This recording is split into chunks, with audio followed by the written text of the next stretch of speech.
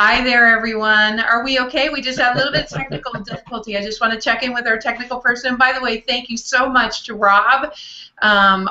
His last name is Teichman, but I'm going to call him Techman. And then our other. Oh, that's such a bad. Thank you also to Sonia for setting us up. And finally, I just really want to give a shout out to Susanna for making sure we're all ready to rock here. Very super duper cool that our team is always just so on top of things. Just want to check in with Rob. Are we good to go, Rob? Yay, success. Okay, good, you guys. All right. Lamb, we can't hear you at all. Did you mute? Yeah, are you sure about that? Yeah, okay. Hi, everyone. This is Jennifer Hough, and my partner, Sweetie Pie, king of my world, Adam Lamb. Hi, Sweetie.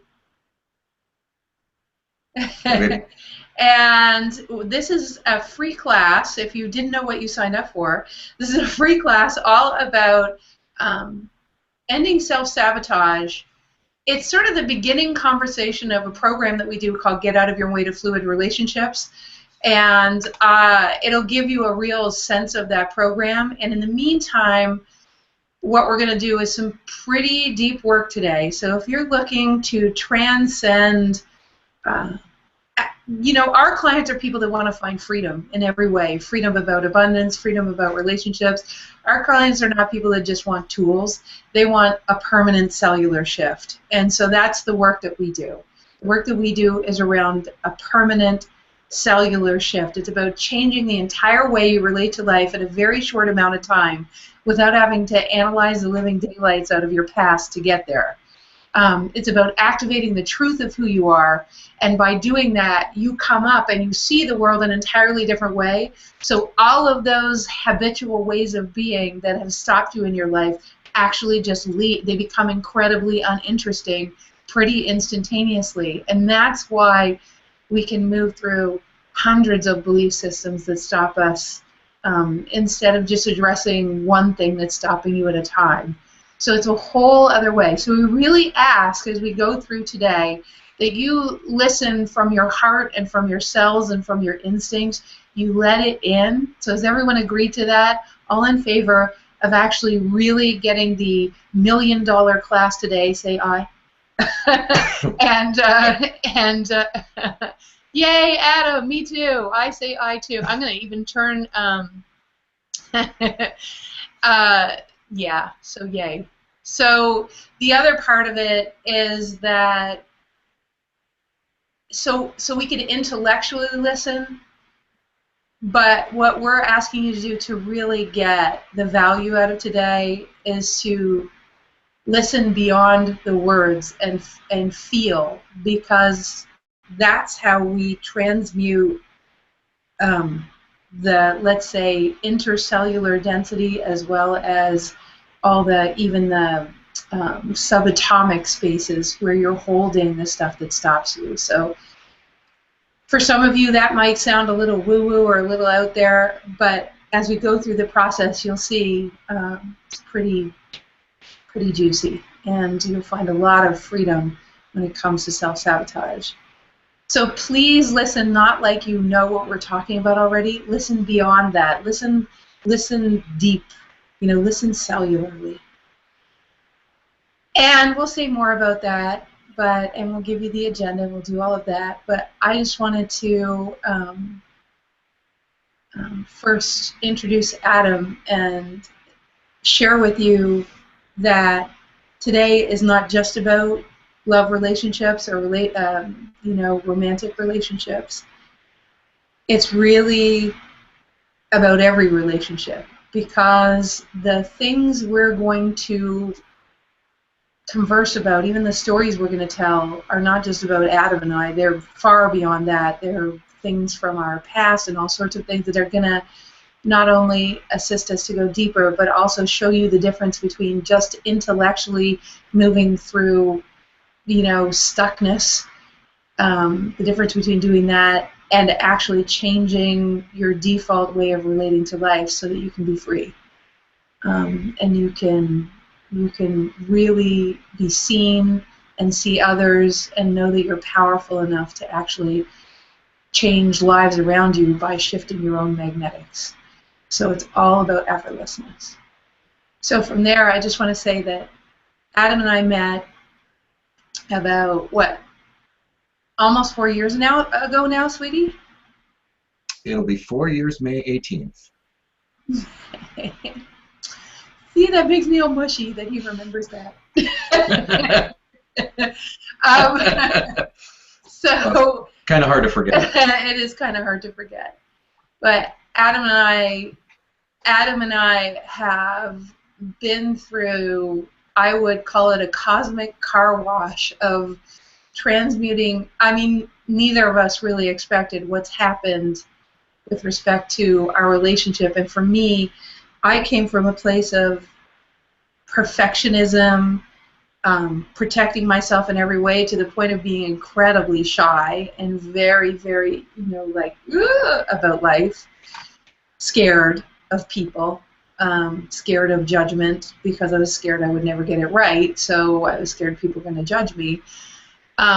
I came from a place in relationships where even in work, I wouldn't even take a job that I didn't know that I couldn't perfect. Everything was about if I did a bad job, and there's a reason for that, which we'll get into, or that I wouldn't be liked.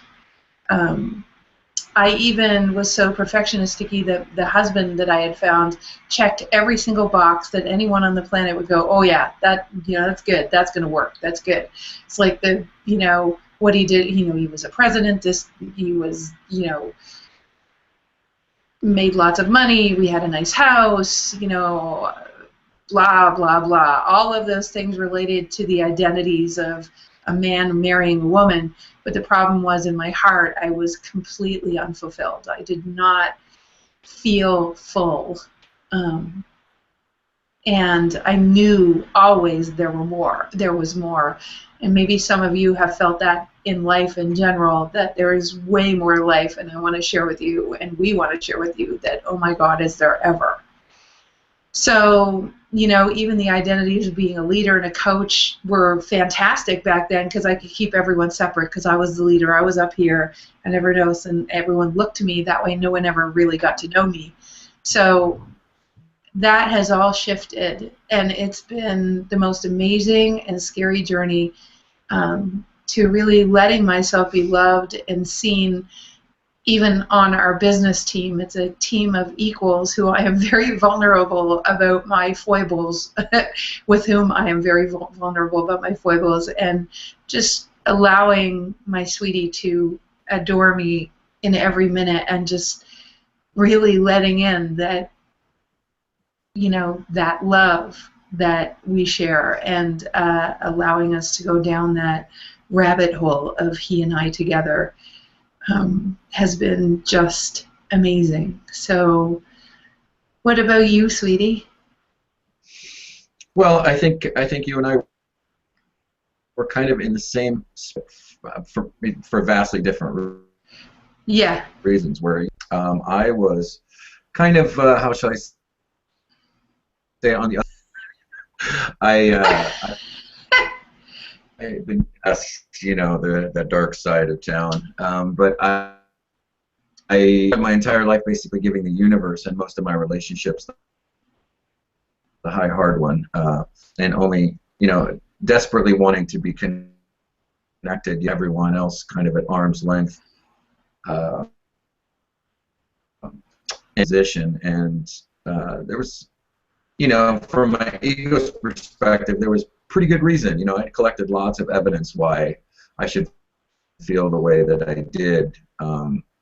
Yet I knew it was a sad place for me to be. So, and it turns out that I'm a pretty happy-go-lucky kind of person, and very often I'm the most goofy person in the room. Well, unless I'm being the most goofy. Okay, so let's just be clear. True. Yes, we're pretty silly. So, and sweetie, the two of us have really come a long way, huh? It's been quite a journey. Good more, sweetie pie. So guys, although you'll hear us calling each other sweetie pie a lot, I'll try to be serious and call you Adam, so that, you know. Oh, that would be nice. You Yes. know, I wouldn't want to alienate anyone. So, so I just want to check on the Google Hangouts. I just changed the microphone settings so someone can shout out to say that I'm coming better. I'm coming through better. Yes. Okay. Lindsay, Betty Lou, Dagny. Okay. Awesome. Thanks, Phoebe. All right, you guys. Yeah, I mean, I know, Adam, even for me, it was like, even when we first met, I know we were both totally living out protective identities, right? I had this thing going on of being the coach and, like, not, you know, I had that trying to keep you away from me too much because I could still be on a pedestal a little bit. Yep. And you had that kind of like untouchable tough guy thing going on. Yeah, I had it perfected pretty well. So, you know, we've both come a long way, and we've talked about our love relationship, but also in our relationships and work, come so far, and even with friendships, you know, which we'll talk about. I mean, I used to be extremely selective and very scared to let people in unless they were extremely safe people to me. So what a perfect guy I manifested. Someone who's like dangerous, right? My magnetics matched it perfectly, just so I could scare the pants off myself and go on a journey. So, you guys, so in this class, we are going to give you a sense of what it looks. Yes, sweetie. Yep. I just wanted to interject really quickly because I didn't want to infer that the way I was being was only affecting my romantic relationships. I was carrying a pretty big chip on my shoulder in all relationships, and it affected me in business quite adversely. And for a long time, I couldn't touch the bottom of the well where that resided. I just knew that it was, not to say that I would become reactionary, but it was almost like, as I said, a chip on my shoulder that had me kind of unbearable. All the while I thought, you know, I was being the leader. Right. I was actually playing out pretty successfully. So. Sigh. It has been quite a journey. So Adam and I are going to share how we changed our default, how we didn't excavate the living daylights out of all the reasons why we've been that way, and why you might be the ways that you are, which will be vast and wide and even beyond what we've shared already. In fact, we'd love it if you would type in, and for those of you on the phone, you can write down in your book, but type in, guys, on the webinar, what ways of being do you notice that you have in your relationships at work, and your relationships in love, and your relationships with your family? What are the default ways that you are being that are so frustrating because you see yourself? Oftentimes we know that we're doing it, right? We know exactly that we're doing it, and we know that it doesn't work, but we keep doing it, right? What are some of those for you? So just type them in. We'd love to see, and we'll speak some of them out loud because, you know, just so you know you're not alone, right? And again, we want to welcome big time all the people that have never been on a workshop or in a class with myself or Adam before. Just welcome. So happy to have you. We promise that by about the middle part of today, you're going to feel things moving, a lot of things moving, probably things that you didn't even anticipate. So we really ask you that you let it rip today, because we're going to let it rip. I mean, some of the stories we're going to share are really very personal, and but we both know, and probably you guys know too, that this isn't. We are not on a pedestal. We're not your gurus. Who we are is, we may have unique superpowers, but we also know that you have unique superpowers. It's really time for us all to come together and assist each other to make the shifts. And Adam and I have made part of our life's mission to find the deepest, most amazing wormhole when it comes to connection. In fact, we were watching the other day an amazing TED Talk, which we'll probably post on facebook.com/Wide Awakening. It's a TED Talk about depression, and the gentleman was saying that the number one reason why people feel depressed is actually because of a feeling of disconnection from others and from life. And that's like saying, I have the key to my Ferrari, but I can't figure out how to get in the door. And so I don't know how to drive this amazing vehicle.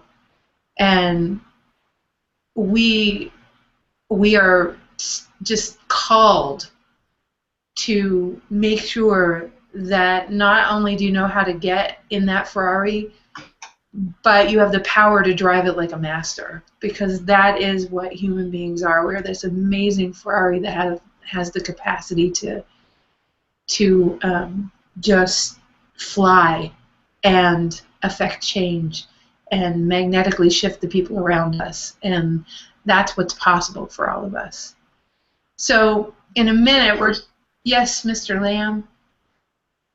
I just wanted to kind of share some of these ways of being that they're kind of rocking my world, because I see so much of myself in here. Bonnie's saying, hide my authenticity. Leslie says she's out there. Thomas is the different one. No one understands me. Betty was the joker. Suzanne Jenkins, they all depend on me. Yep. Just amazing stuff. There's several comments like Dagmar and Tracy saying, I can do it on my own. I'm independent. I'm a warrior. I don't show any vulnerability.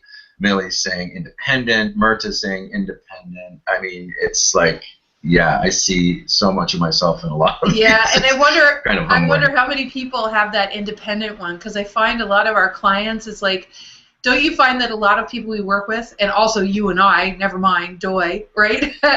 that it's like we've hurt.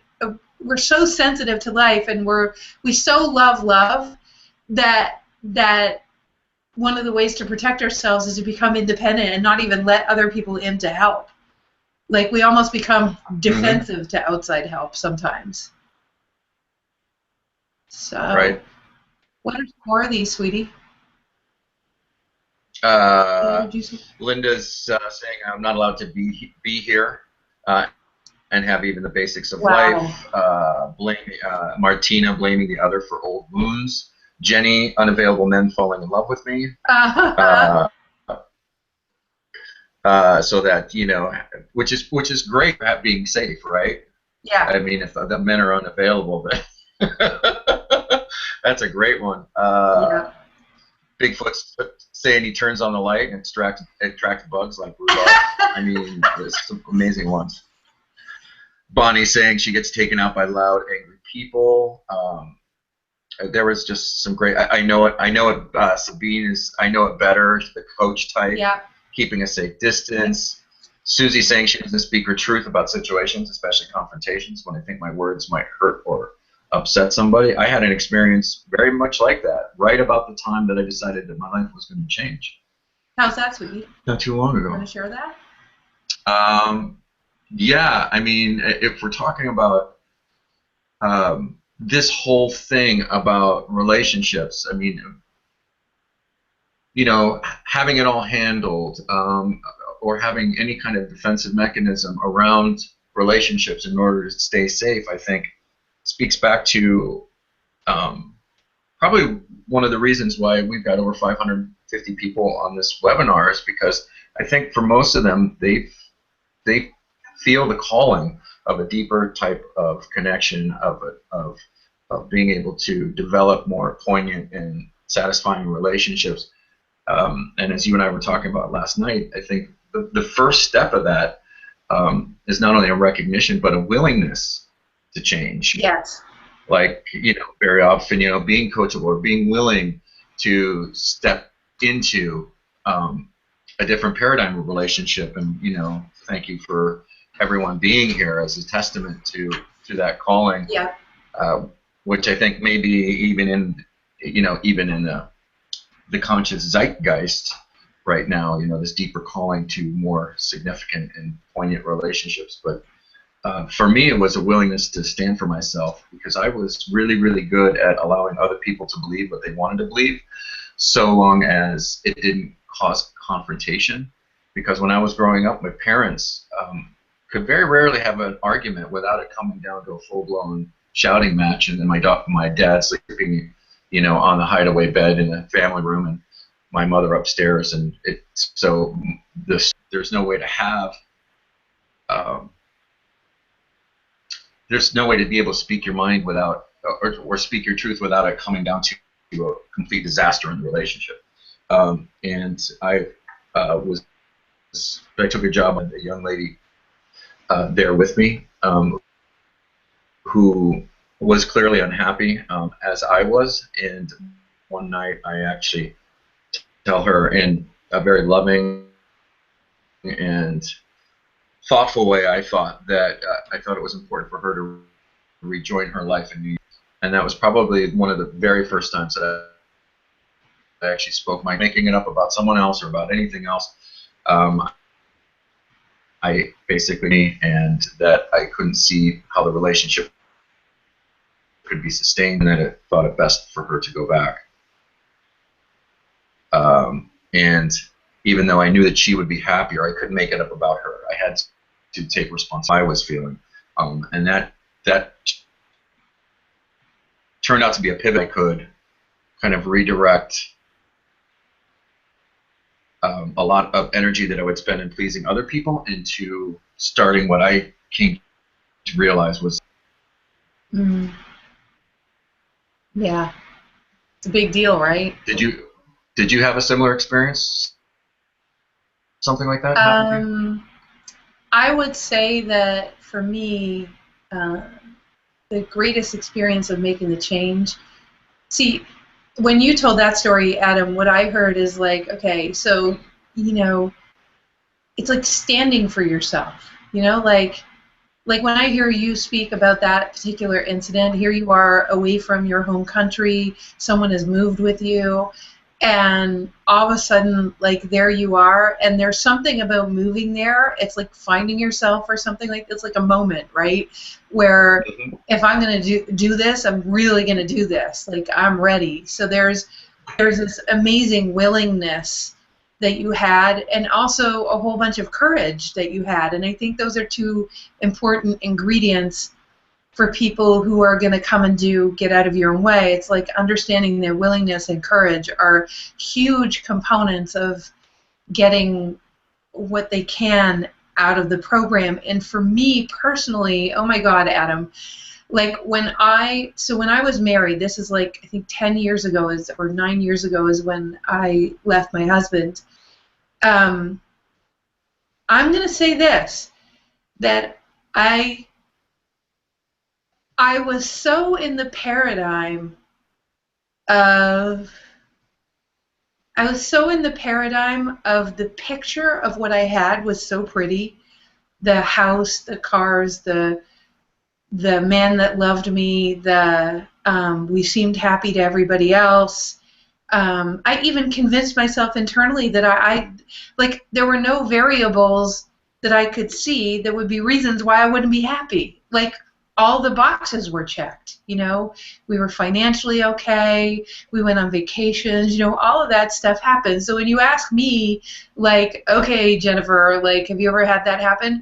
It's funny, Adam, because I'm just realizing how much courage, you maybe your circumstances, catalyzed you to have courage or something, but for me, I needed, I wasn't going to do it. I mean, I was such a perfectionist that I had the perfect life, supposedly, that I wouldn't have left. Like, seriously, I would not have left unless someone came along that gave me the feeling that I knew from a very small child was possible in a love relationship.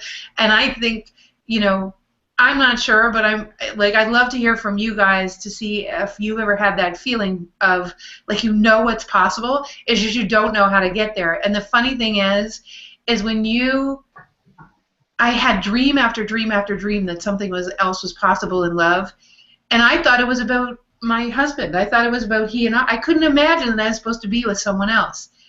And it wasn't until I met this person and it just activated that possibility. I never thought the words would come out of my mouth to my husband before anything happened with this other person. I never thought the words would come out of my mouth like, Gary, I have to tell you about someone before anything happens, but I think we have to get divorced. And we lost it. We were none of us, I didn't see it coming. I wasn't even thinking that way. So it actually took a tremendous catalyst for me to even make it possible to think that to feel, never mind think, but to feel that something else was possible. So when that happened, it almost forced me to have the courage and have the willingness, because I knew I wouldn't settle for anything less the rest of my life. I knew I couldn't, because that thing that I had always imagined was possible and now became very real. And I thought, if this is possible eventually it turned into, this is possible for anyone, because I was so focused on the freaking out about divorcing and all that kind of stuff. It was all about me back then.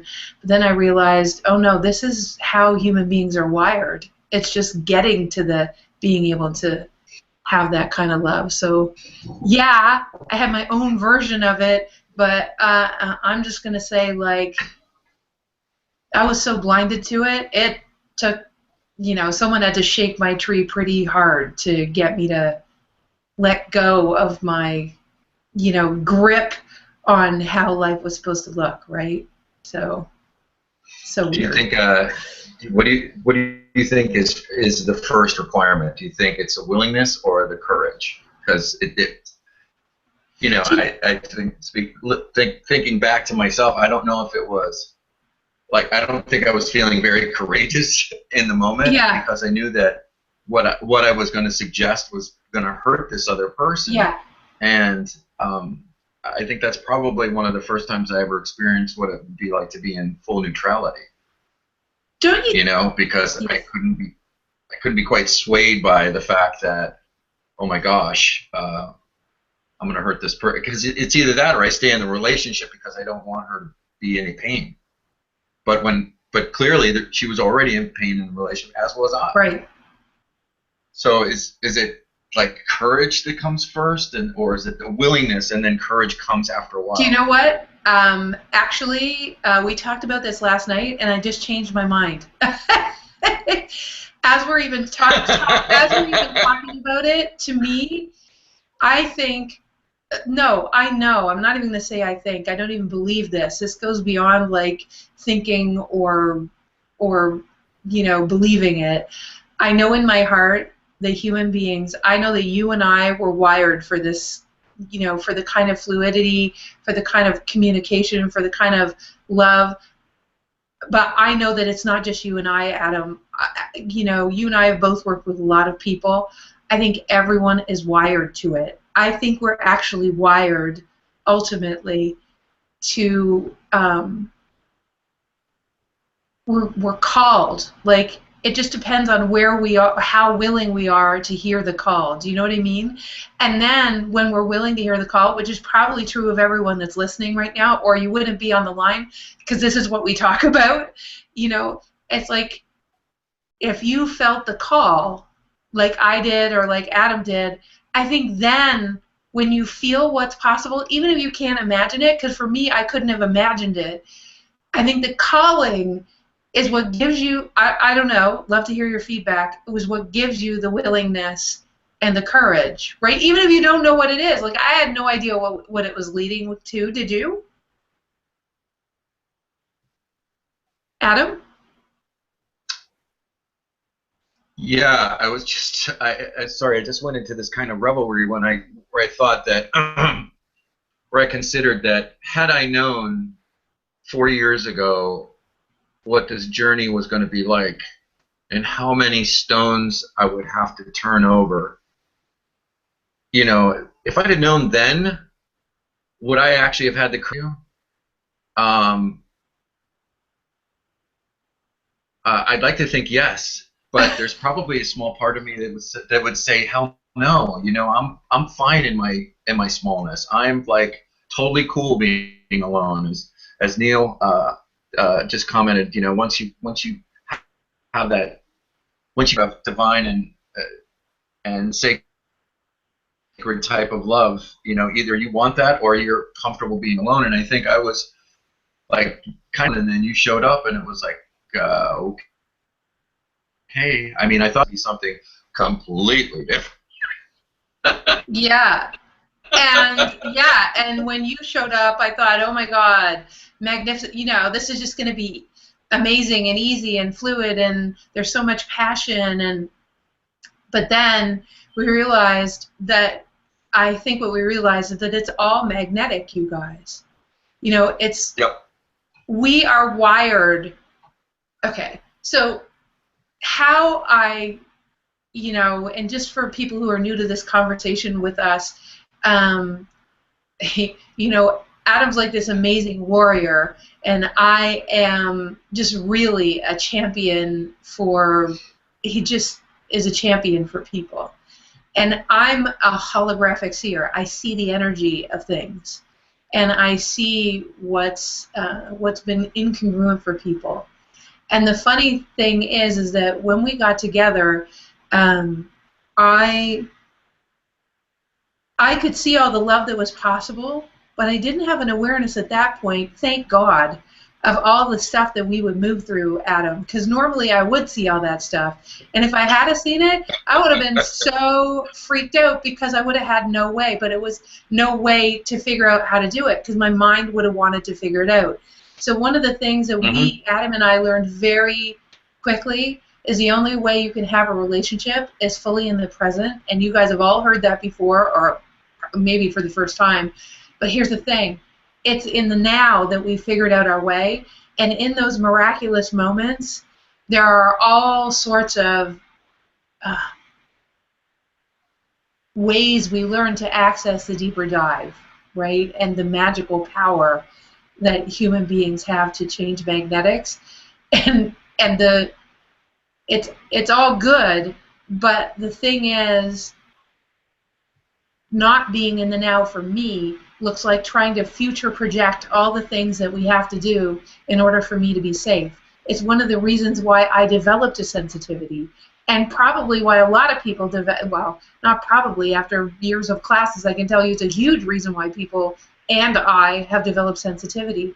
We develop sensitivity to protect ourselves from something scary, like you and I breaking up, or like, you know, you getting too scared, or me dropping dead. Or you dropping dead, or whatever. And so, you know, that is not being in the now, you guys, just so you know. That is not being in the now. Now is where all the magic is. That's where the space between the atoms has the access to the answers that you could never have imagined. And I was constantly living in, how do I prevent all the shitty stuff that's happened in my past relationships from happening again, right? So we'll talk, right. Yeah. And right. Adam, let's give people, before we go too much further, let's give people, you guys, here's a little bit of a. Get carried away, sorry. You know what? One of the things is even in this workshop, we're fully in the present. So we're going to go down the rabbit holes that are presenting, right? So we have what we wrote on the page, and if there is, in the space between the atoms, there's something that presents from consciousness that's better to talk about, that's going to move even more energy, or a way that we can talk about it that's going to move even more energy, then we're going to do that. For those of you that are control freaks, that's going to drive you crazy. because you want us to follow an agenda. So I'm going to tell you there actually is an agenda. And maybe for some of you, that control freakness is one of those things that sabotage your relationship. You needed to future project what's going to happen so you can keep control of it now so that nothing goes wrong, right? I have no idea what that's like personally, but I hear other people have that. Adam's laughing because I'm full of it. Okay, so Right. The agenda for today is, first of all, that we were going to share with you that story. The second thing is we're going to talk to you about the ways to listen today, which we already have. The third thing is we're going to go through some ways that people get sabotaged, some ways that aren't going to be included in today, that we want to know that we want you to know that we will be addressing in the program itself. But we want to talk about some of the results of those sabotaging mechanisms so you understand it. Next, we're actually going to dive in together, and you're going to go through some experiences that are going to assist you through the first and just meatiest level of just imagine, you guys. So the three aspects of self-sabotage we're going to talk about beyond the first few that we'll share with you are, for us, very powerful ones. So imagine, if you will, and part of this workshop is going to be in the imagining. So don't just think that we're saying imagine like lightly.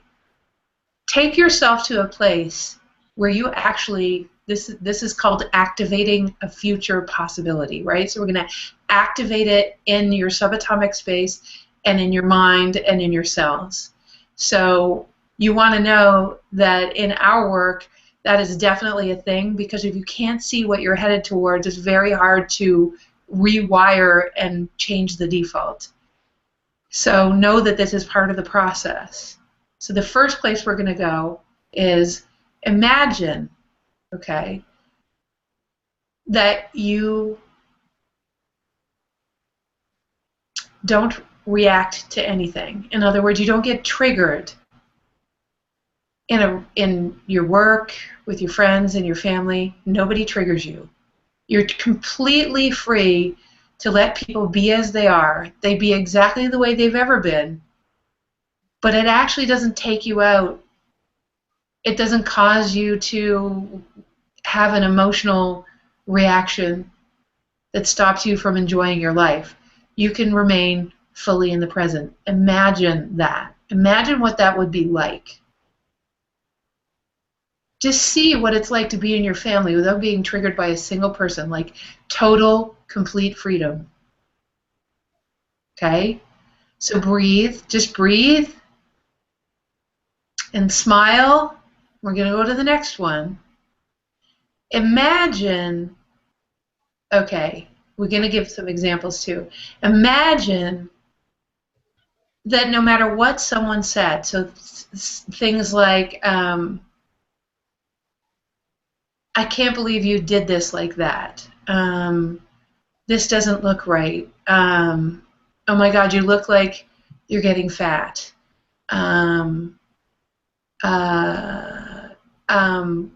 Wow, you're really not aging well. This project didn't turn out very well that you did.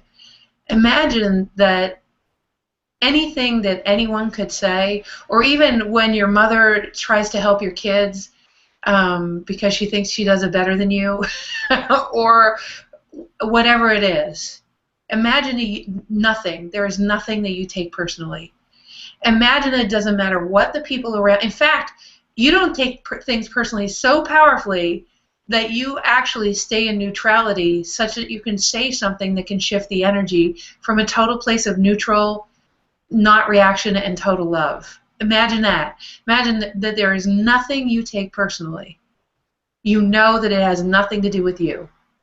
And not only that, not only are you neutral, but you can actually change the energy from that space of neutrality of any situation. Imagine that. Just future project that, like you're living that way. Just imagine what it would be like for you to be you know, again, with certain family members or in love or at work. Okay? And the last one we're going to talk about is being stuck in old patterns of behavior. So now smile and take a deep breath. That's how we shift gears. Just smile. Kind of like a satisfied, okay, I did it, right? So the next one is, the third one we're going to look at is being stuck in old patterns of behavior. So you know how old patterns come up? You're doing something that's like, I can't believe, you know, it's like me with Adam, you know, worrying about this, or, you know, telling him like, are you sure you did this? Are you da-da-da-da-da? That's me future projecting that something's going to go wrong. Now, it's not like, it might not be beneficial to say that. It's the energy behind it, where he can feel that I'm trying to micromanage it. Not him, but it, right? And where are your old patterns? What patterns come up in relationships all the time? Like, do you just, some of the things that you guys already said, you know, like, I just be quiet. I don't ask for what I need. You know, I just, even though I know I should, doesn't matter. I don't do it. You know, I just, I end up attracting people, you know, and then I eventually just push them away because I don't want them to get too close. You know, I be independent. I know it doesn't work. I know no one can contribute to me. Or maybe some of you didn't know that. But if you're independent, no one can contribute to you. You're very hard to love. You can do everything. These are old patterns of behavior that keep you from getting what you want. You can't have the safety mechanisms and have what you want too. It's one or the other. Right? So those are the three things we're going to talk about in about, you know, 10 minutes. You know, we've got some juicy stuff to get to prepare to get there. So and then we're going to do a little summary of some of the tools and some of the default changing mechanisms that we use. Then we're going to summarize what Get Out of Your Way actually is and what we're going to take you through and Get Out in the 5-week program so that you really understand what's headed your way. And then we're going to also talk about some really cool things that we're gonna make available. And the last thing is we're gonna do a final activation. So what we're gonna do is what we call a subatomic activation of what's lying inside of you with respect to relationships in your life. And it's a very powerful sort of life-changing thing, okay, that we're gonna experience together. So that's the final thing that we're gonna do. So, sounds like fun. Yeah, doesn't it? Mm-hmm. It does. So, Lamb, it seems to me that, like, I was just thinking about, like, how our clients, we were talking last night about how it's a certain group of people that come to play with us, and I think it's an example of the magnetics of relationships in the first place. We emanate these little photon packages of information, these light packages. That's how people have instincts and feel us from a mile away. And there's a certain kind of person that we tend to attract, that there are characteristics in them that kind of make this the perfect work. And sure. Yeah, so we talked about some of those characteristics last night just for fun. And yeah, what were some of them, or at least some of them that you resonated with? Well, the one that comes to mind first is, they just want to get on with it. A lot of the folks that come work with us, they felt the calling, they've done the work, they've been to other seminars, read other books, and and it's all either comes across as strategy or they just want to get on with the magnificence that their life can be. They're not interested in going back and excavating old crap. And even though in my own particular story, I had to go back and reconnect with a moment in my life in which I gave my power away in order for me to actually live my life now. But that's not necessarily always the case, and it can be transcended rather quickly. So there are a bunch of freedom seekers. They don't like to be controlled. They don't like to be told what to do. Which is great when it comes time for homework, right? That's why I have to secretly disguise it as something else. We can't call it homework because they don't like to be they don't like to be bossed around. They tend to, again, it's that independence, right? And but I know. Sorry, go ahead, sweetie. Our work deals with the innate ability that human beings have expressed, and to some degree, a lot of the folks that come to us already recognize or feel or are sensitized incongruence in their community, incongruence in their family, incongruence in whatever it is, and they're looking for a way to be able to be their piece of the puzzle on heaven on earth. Yeah, it's like they already know that, like, and we love you guys. For those of you on Google Hangouts, type in the ones that you resonate with, like the ways that you be that we're talking about right now, because these are all ways that we be too. There's like a we'd love to hear, from you as well, which characteristics you resonate with, because there's this profound sense that we want to be free. And I thought, like, you and I, we both love to be free, but it's more like free of the dogma of society, to understand how to live like a being that was born out of the imagination of creation, rather than some being that has to fit in with the shoulds, musts, and have-tos. Like, how do you go direct with consciousness so that it's not just being free, it's also, how do I be free to make my greatest contribution back, so that the harmony that I feel, that is the thing that I'm so sensitive to the incongruencies about, that, like, I'm free to actually go beyond the confines of the tools we have, from a human, the shoulds, musts, and have-tos and strategies of being human. There has to be we all know that there has to be a way to wake up faster and to find harmony on this planet faster. And there's almost like this calling to be free, not just for the sake of being free, to be rebellious or whatever,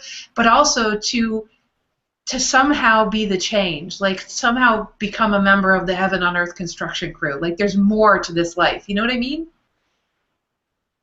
Yep, I totally get what you mean. And I think one of the underlying things, I wasn't really connected to it until later, because even though you and I had met several years previous, came to the Wide Awakening as a client. I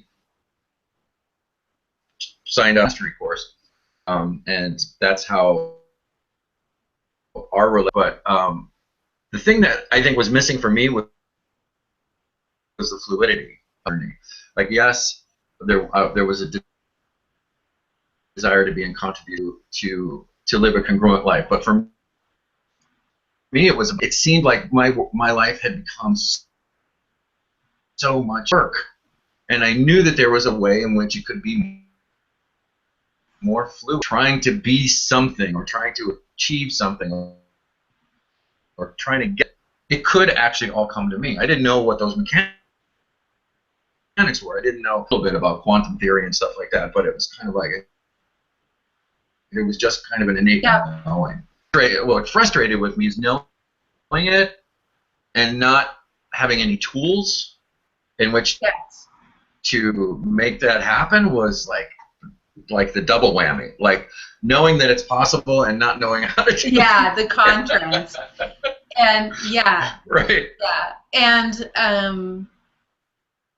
Yeah, and we've just been on this amazing. So we're gonna dive in together now, you guys, because the amazing journey that Adam and I have been on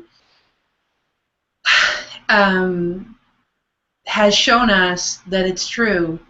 that there's a whole other way beyond the strategies of personal growth, and there is a way that's way faster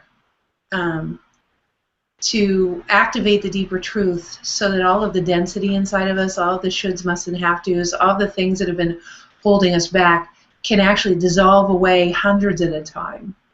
So as opposed to just using tools to manage the misery, you know, to like every time a new habit or a new thing oh, I know how to manage that. I'm just going to use this tool I have. Not that there's anything wrong with that, because it's great to use that to get you back in your flow in the meantime. But just, it's so important for everyone to know in this class. Really, it is. It's actually crucial to this workshop that you understand that it doesn't have to be that way. Those things that you've been to course after course after course where you've tried to, you thought that you did it, you thought that you broke the pattern, you thought that you got rid of it, and it just keeps coming back. There's a reason for that.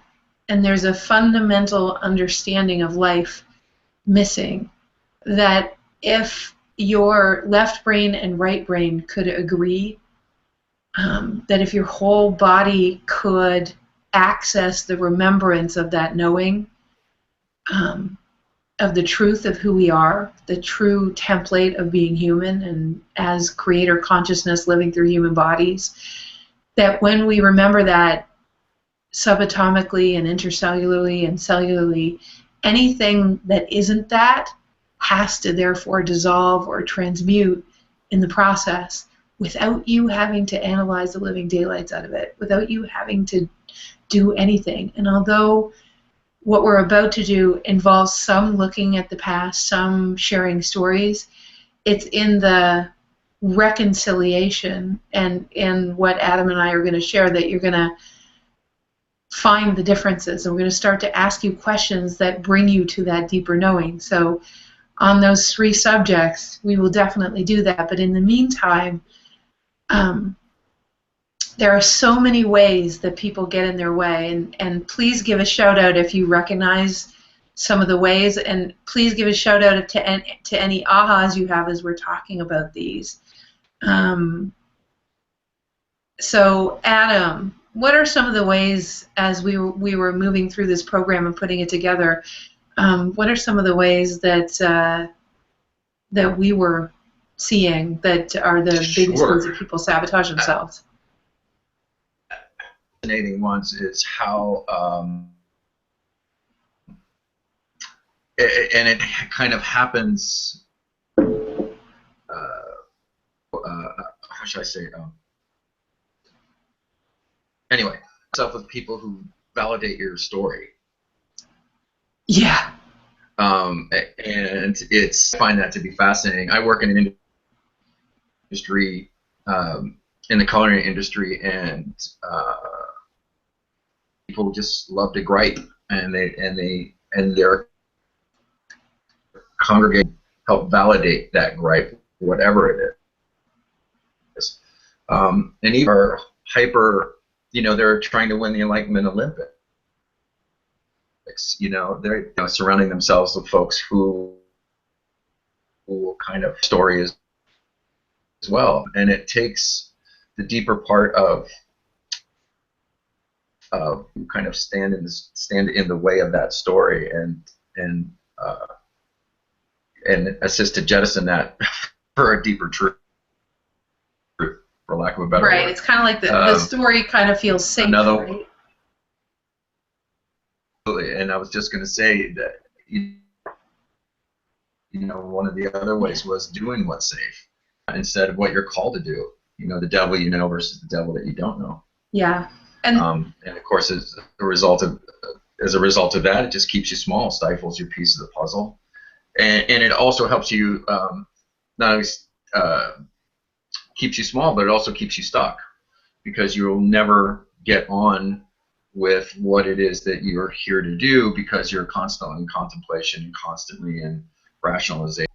You know, this thing between safety and fear is a huge underlying, like we talk about Maslow's pyramid. You know, for me, it all came down to, you know, it could, everything that I was scared of could be drilled right down to not wanting to be alone, living in a cardboard box underneath an overpass. No matter what that fear, what it started out as, that's what I was ultimately afraid of, that I was going to be old and alone and living in a cardboard box underneath an overpass. And then it creates, from that light, desperation, right? Like we become desperate. Like the fear just overwhelms us. So in order to keep safe, we become desperate, and we have these automatic patterns that we behave from this sense of, oh my God, I never want that to happen.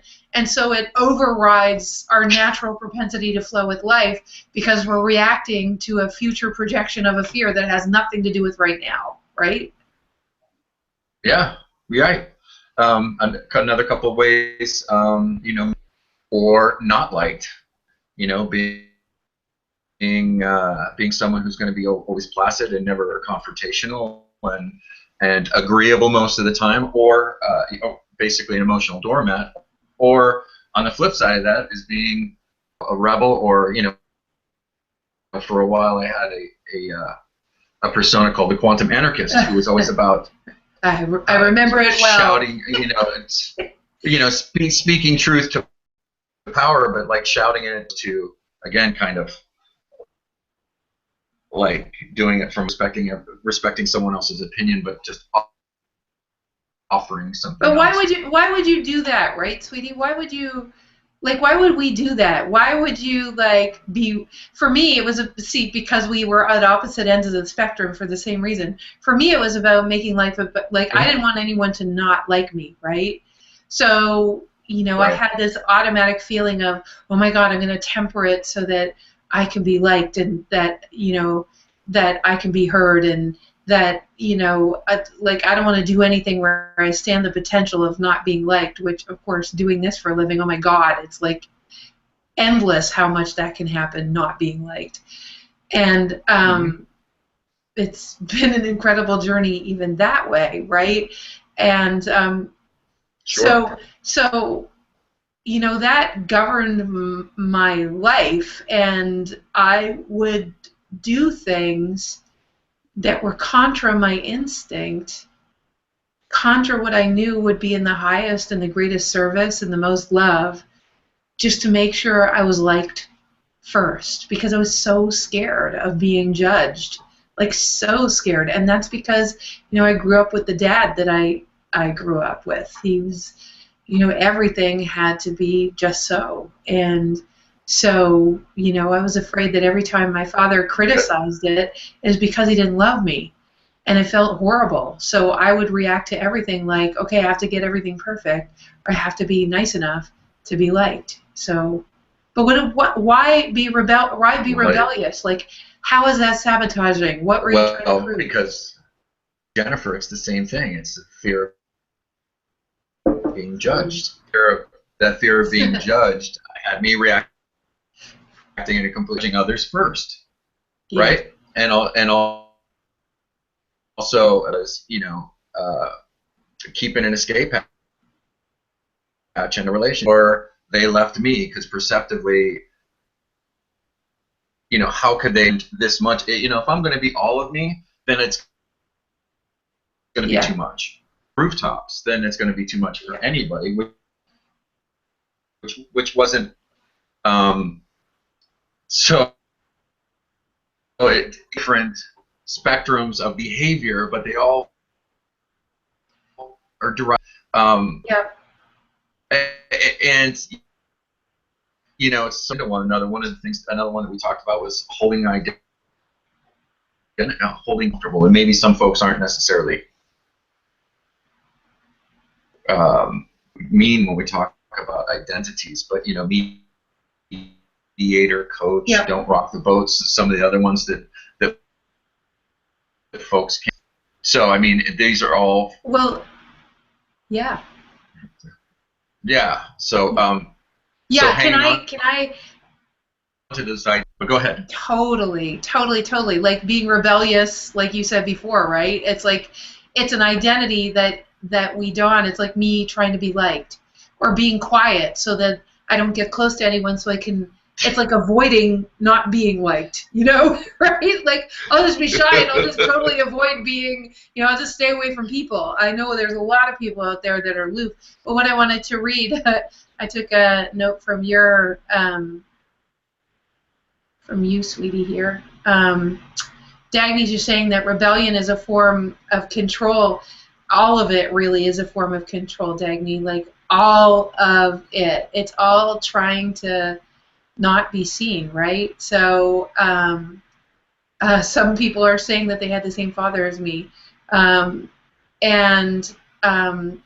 Yeah, I totally get. Some people also temper the truth, right? They don't want to tell the truth because they don't want to be not liked. So so I just love what everyone is saying here, because yeah, I mean, God, imagine being free of all that, you guys, that it doesn't run you anymore. So Jennifer, there was one probably very important to this conversation is nobody in the room I probably have was blaming my lack of fluidity in life on someone else or some other circumstance. I've done that, but you know, just maybe it's just me. No one else has ever done that.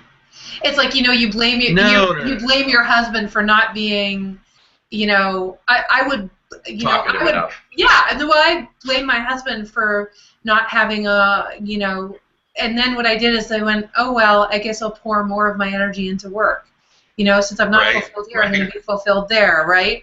So what did you blame, sweetie? What did? Yeah. Who did I blame, or what did I blame? You want me to go there right now? Yeah. Okay. So, of those three things, three ways that people get in their way, being trained personally and stuck in old patterns of behavior, boil down to one thing, and so. I had been to courses, I had read the books, I had done just about everything because I knew that there was something in my way, but never really got. I mean, I had gotten, you know, do the work, yeah, okay, and then I find myself back in the same old reactive and afraid people weren't going to value, you know, especially at work, or that I wasn't up to see that value, so I'd be reactionary. What's a specific story? What's a specific story, Adam? Like, what example can you give of that that's really super specific, where you felt really like you just got triggered? Because this is one of the, you know, actually, you know, I'm going to back up a couple of steps. Okay. Because I'm just going to back up a couple of steps. Because as you guys are looking at all of this, and as you guys are writing down and commenting to yourself, as you're seeing yourself and the ways you protect yourself from being vulnerable and being seen, you know, the result of blaming others for your lack of fluidity is that you never see the solutions, because it's always someone else's fault, and it's always the circumstance's fault. And so as you see yourself in this, really, is it, you know, I mean, are you sick enough of it yet, I guess is the question that we wanted to ask. Like, how tiring is it? How much energy are you expending on it? And one of the, you know, for Adam and I, as we were formulating the workshop today, the class, you know, I think we said that we both had in common that it's just time. It's time. Like, I'm done. That's it. Like, I know that it's possible not to have those things run my life, but it's just time. So show me. And everything that we're going to talk about from here forward is as a result of that 4 years ago and before that. We were both being shown even before that, because we're so wired, you know, this really is our piece of the puzzle of heaven on earth. we're so wired to assist, you know, as you are. We know that because you're here, and truly, those heaven on earth construction crew members, the people that really know that there's more to life, we know that that's you, because that's usually who's attracted to come and play with us. So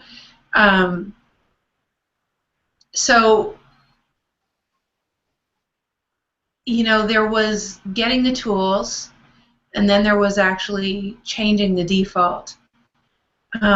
And we were sick of using tools. I mean, both of us have taken so many courses in the past.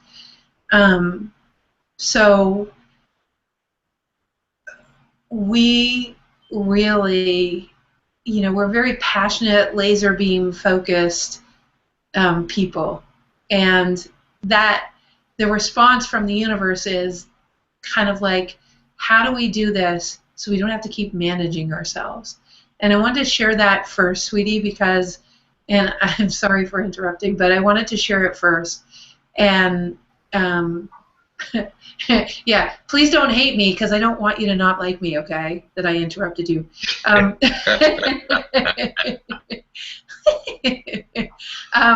But that perspective, everyone, is how the reason what Adam's about to share is so important, is really why I interrupted him.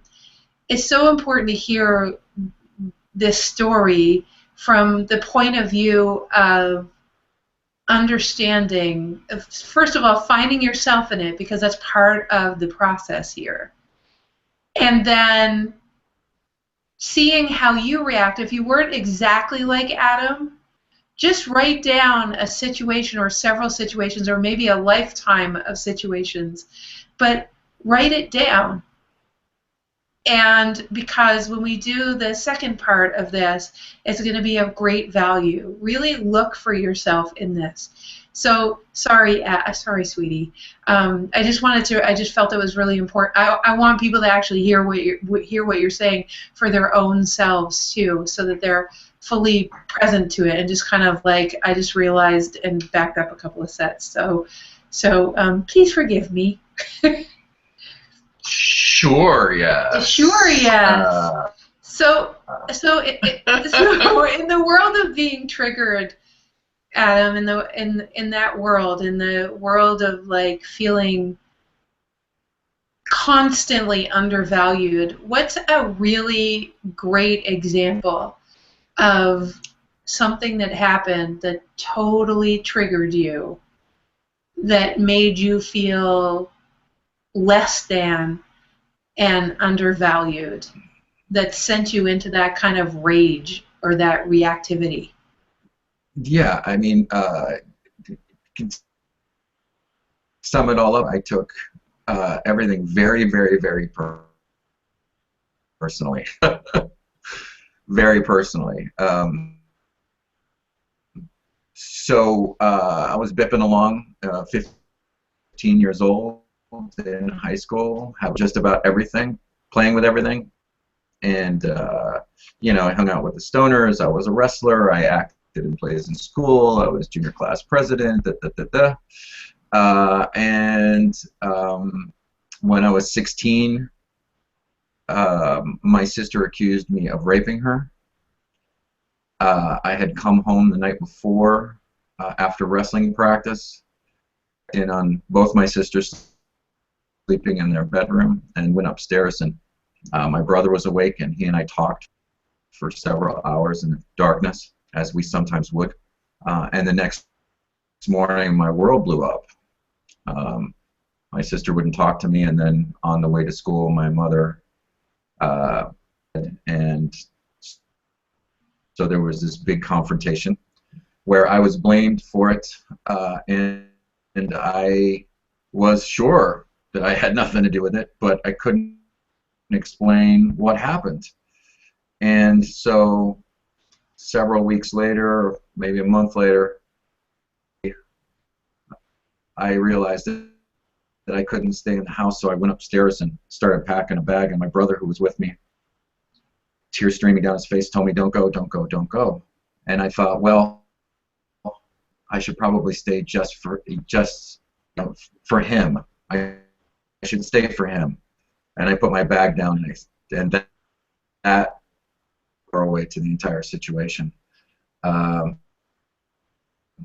Well, and Because also, sweetie, you're like this, you're this happy-go-lucky, make it happen, sort of Mach 10 with your hair on fire, 15-year-old. Mm-hmm. Like, Adam was such a shining light. I didn't know him back there, but enough people have told me, and he said, and I'm like, I so get. He was like on teams and part of the, school council, and just like, and all of a sudden, he wakes up one morning. I remember you telling me this story, and anyways, I just wanted to share that because the contrast is like, it's like you've got it all going on, and then wham, right? Yeah, and a month or so later, I think my folks had decided that must have been a very vivid dream, but no one actually came and told me.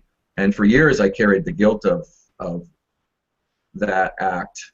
And there were times when my sister would say something incredibly courageous to me and say, Adam, it's okay, you didn't even really hurt me. And I said, Amy, that's such a beautiful gift, but I can't. To the point where you start doubting yourself, even though your truth is so clear. It was like, well, maybe I did it. Maybe I didn't remember it. Maybe I blacked out. I think that's what happened.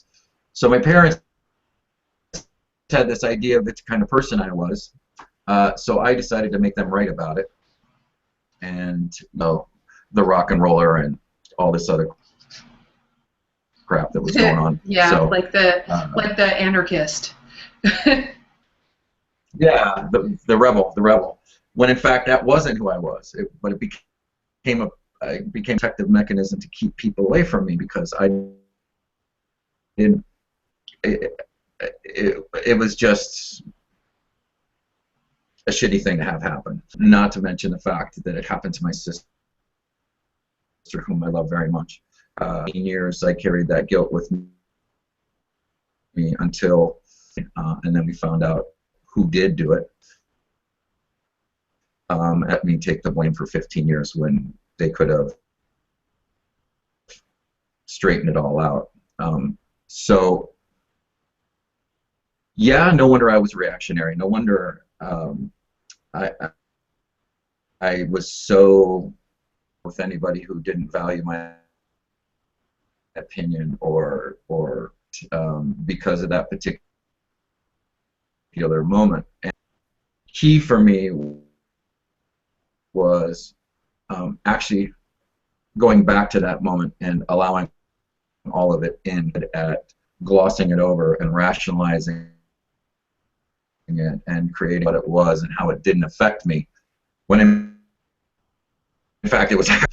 So to go back to that moment and that night and the next morning and kind of break that chain by that moment for me was incredibly liberating, and it was the first step for me going forward. And no one had ever asked me that question, and it kind of sprung it all loose, which was in a setting, you, Jennifer, looked at me and said, so who in your life didn't value you? And for me, that was kind of an amazing journey that has opened up doors, but it's also sprung me loose in a version of my life that I would never have thought was possible, ever. And now I find myself to be much more grounded, much more neutral, less reactionary, and also be able to hold the space for others without taking it on for me or making it mean anything, or everything that, anything that anybody did something about me. Right, because and I look back at that. Yeah. Yeah. Yeah, it's like you So, doubt yourself, but you shouldn't. You weren't believed, but you should be.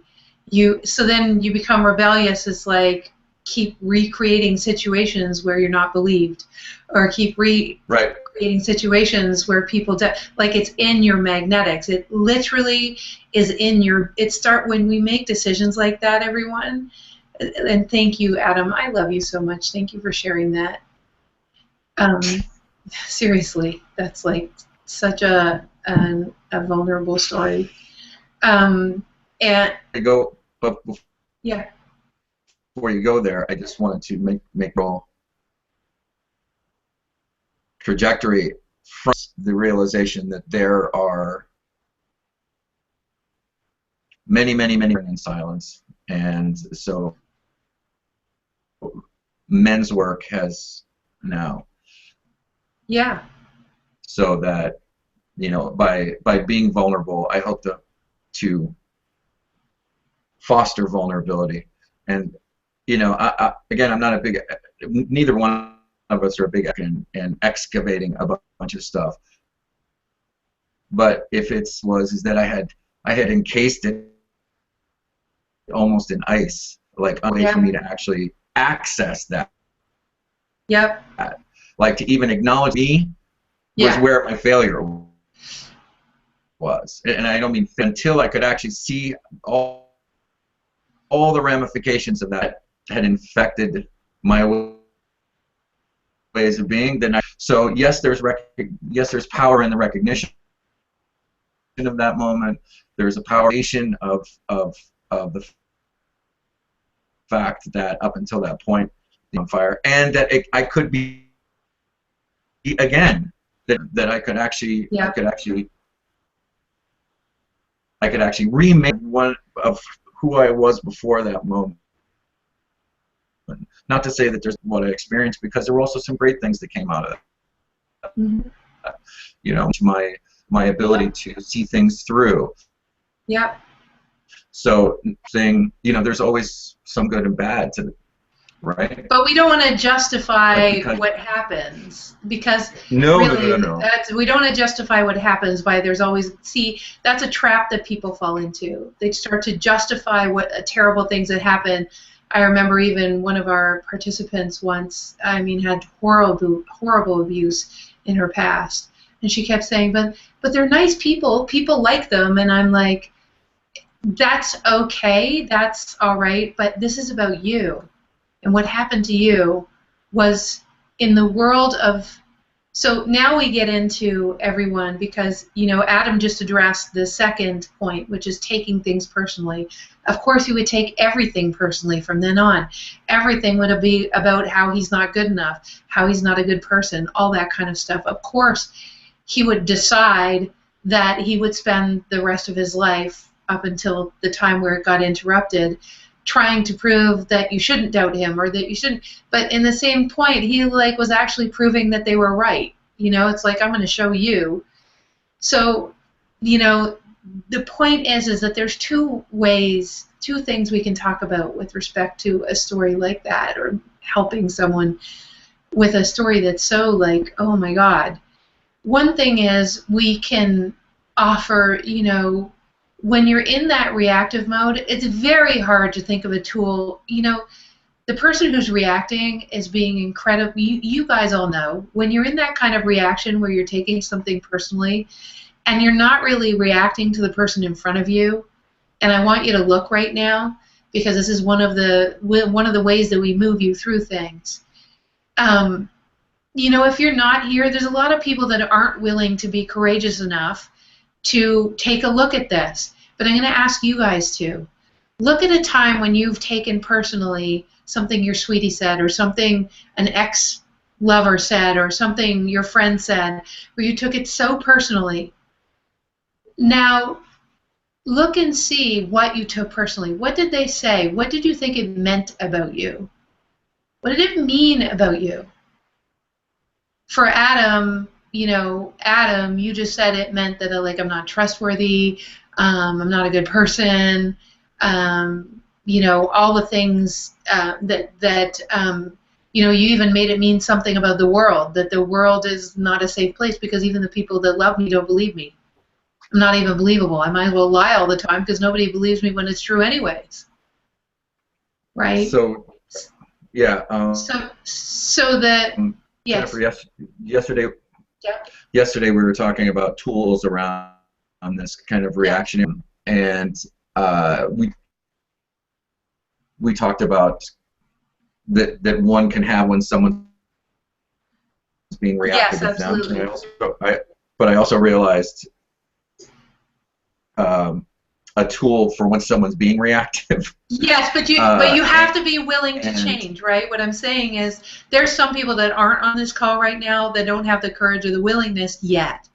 But the cool thing is the tool you're about to share, if as you guys start to see and you're looking personally at a situation earlier in your life, like it probably in your childhood, that made you feel someone important to you was in a situation where you were actually feeling the exact same way, and you keep reproducing that feeling over and over again. So to look at that is really important. To look at where that feeling first came from is really super important.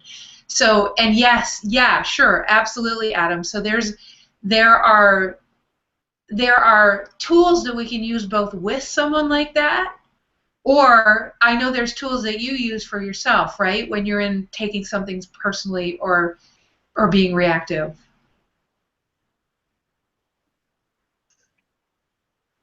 And this has come up in conversations with other team members, especially Jeannie, where I get some for me smoking cigarette for when those conversations get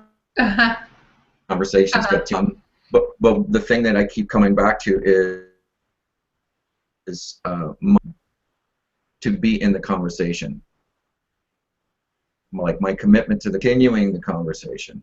Like in that moment I know that, but I'm gonna still hang in there and just breathe for a moment and allow the next portion of the conversation to occur without future projecting exactly what that conversation is going to be or how it's going to end up. So it's taking the time to breathe, taking the moment, because you know that you're a divine child of God and everything happens for you, is giving yourself permission to take the moment to breathe. Yeah, and I just needed to make a clarification. The reason that I brought this story up, because I thought that Jennifer and I both thought that this would be we want to assist in the most powerful way possible the most amount of people. And even though it's a distasteful, to put it politely, story, the Bonnie's asking a question, so do we need to go back and revisit all the places that are done wrong and clean up the messes? No. Landmark forum land. No, so I absolutely think not. Clarify that. Well, that's exactly where I was going. So there's the tools, right? So there's tools, or there's old school ways of doing it whereby we connect back and we're like, oh my God. What I want to make sure that everyone realizes here, right now, at this particular time, Bonnie, is that there is no need to go back and analyze that. Just the realization. So everybody listen, because this is where we do the permanent cellular shift part, right? So we gave you a tool. Okay, I'm going to go out and breathe. I'm going to come back and work through the conversation. But you can get that if you're really super triggered, you're not even going to know. It might take you 2 days to breathe before you come back to the situation. So a tool is good, but it doesn't change your default.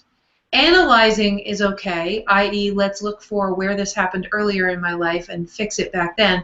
But you would have to do that one at a time, right? So Bonnie's question is very good, because how can we actually shift it? And I want everyone to come on a journey with me.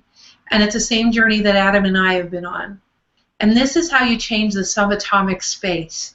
Now, it's going to take, a couple of days to integrate, but I just want to show you how this works. And I'm going to show you by actually moving through it and having you moving through the process.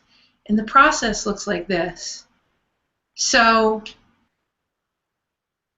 first we have to reach a certain level of understanding that there isn't anything that you get triggered by or react to that is you. So by activating the deeper truth of you, so everybody close your eyes for a moment and just get into, this is where we get to move mountains. I'm going to ask you all questions, same questions that Adam was asked at the time. Are you or are you not a function of creation dreaming into being? Is there some kind of creative force that makes stuff? And just answer the question. That creative force that makes stuff, is it all-seeing and all-knowing? Is it everywhere? Is it in you, of you? I mean, the creative particles of physics, are they part of everything? And do they have an awareness of each other beyond anything that a human being can understand? Whether you call it God or the universe or creation. And if that's true, you're made of that. In fact, if you can imagine a conspiracy of the spirit that you are, the collection of personality, skill sets, and beingnesses that you ever were, called your spirit, has a certain trajectory and a certain yearning to expand more heavenly flow by creating upon creation. We just were wired for it. And imagine that that being had a conversation with all of creation. And the question really is, who really birthed you? Was it your parents who blamed you or hurt you? Or was it actually the entire universe? You see. Who actually originally dreamed you into being? Was it them? Or was it consciousness itself, looking at a huge planet where there was massive change going on, where people were starting to wake up when you were born, knowing full well that the trajectory that you were going to go on, the being that you are, the trajectory that you were even in spirit, after many, many experiences and other bodies and other lifetimes, here you were waking up to the fact that, and the universe acknowledging the fact that your piece of the puzzle of heaven on earth actually matters. You, as a piece of the puzzle of heaven on earth, actually matter. You actually are part of that shift. The birthing of you came from that. It didn't come from the idea of two people thinking that they want a baby, or even if they didn't even think that. You came through because you said yes. You knew what it was going to be here. You knew the experience, and you even knew some of the things that would happen that weren't so hot. But you even knew, you see what Adam said? He said, you know, now I'm so inspired to help the masculine be vulnerable and wake up to who they are. Yeah, of course he is. Because even you, before you got here, knew exactly the trajectory you would be on before you got here, and that would make a huge change for humanity. And it doesn't have to be a speaker or a trainer or whatever, but the things that you move through open doorways, even if Adam never ever spoke in front of people. Him moving through this and having the courage to actually remember that he's God's good idea. His life actually does matter, or he wouldn't be here. Consciousness, creation thinks he matters, or he wouldn't be here. His life right now is important, just like yours. But him catching up to consciousness's idea that he's a magnificent being, and the full circles that he had to go through, what he had to move in order to get there, opens doorways in physics for millions of people, not just men, but people who felt the exact same way.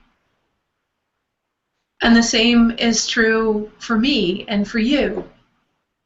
So in embodying that truth, which is really what Get Out of Your Way is about, it's about embodying at the subatomic space, and you decide. is what I just said true or not? Because as soon as you make that decision, it means that everything else in your life has to change. Because if you are the universe's good idea before you got here, and there literally is going to be doorways and doorways and doorways opening through you finding your way back to fluidity for millions of people. Not like that's the reason why you should do it, but that is the beautiful privilege and honor it is to wake up to who you are. So the tools are wonderful, but I hope now that you can see how powerful it would be if you could embody. And we already moved energy on it because we just asked you some questions and your left brain and your right brain are talking.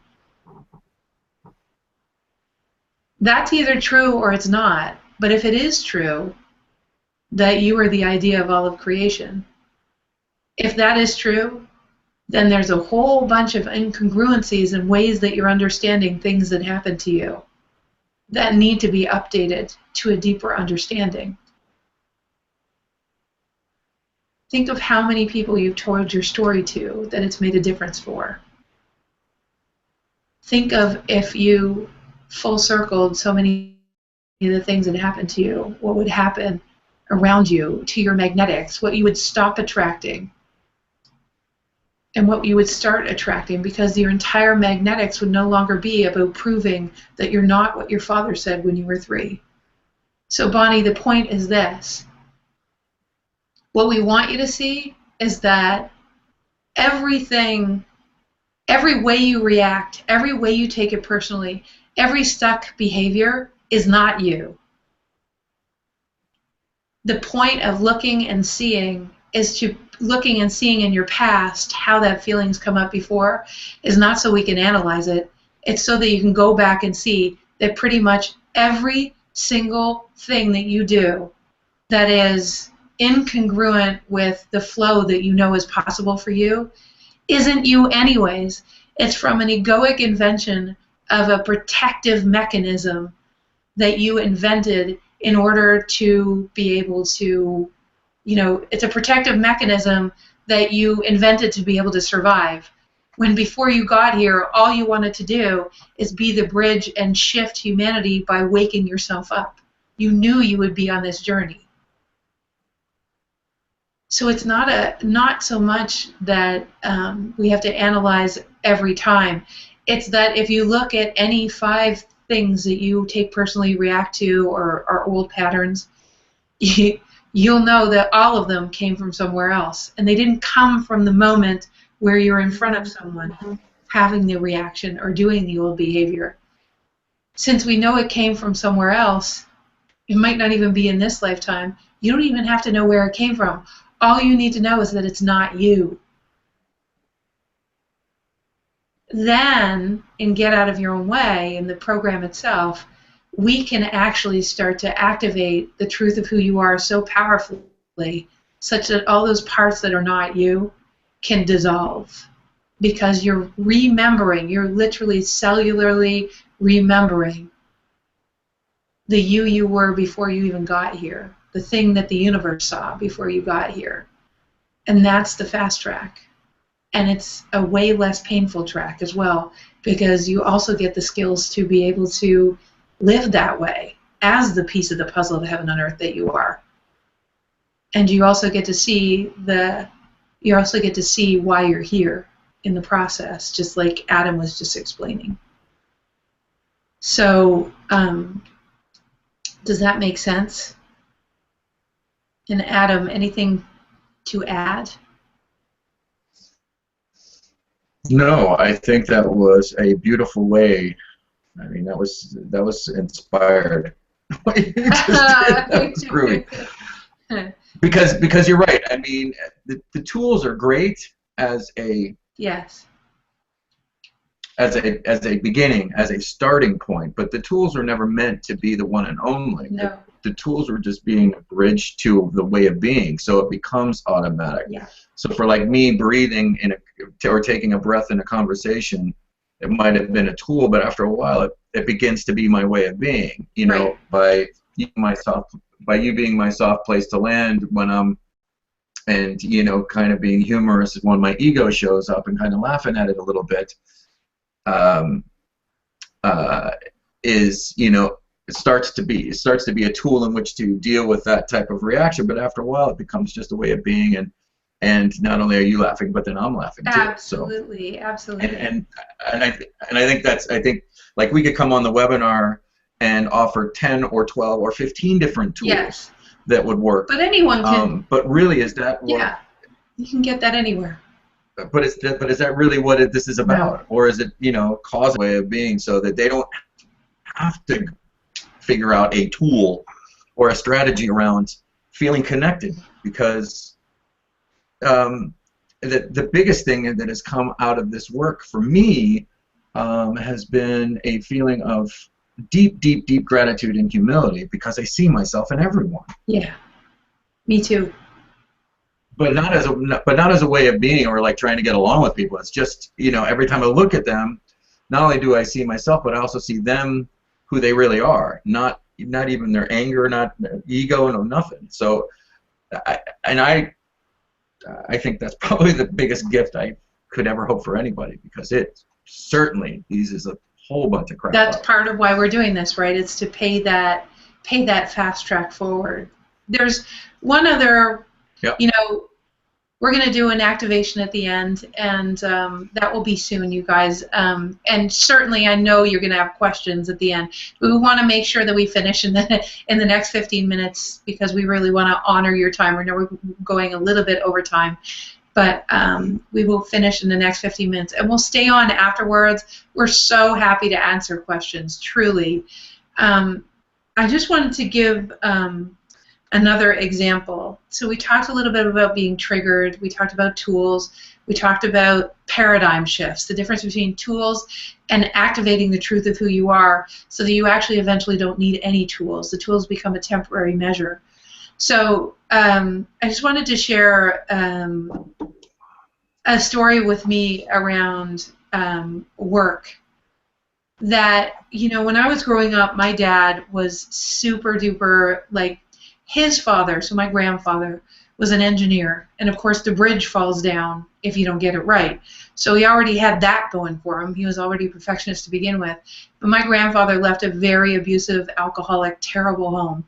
And he said to himself, I'm never going to be like my dad. And so what he did is he put in his head that what I have to do is I have to get it right then.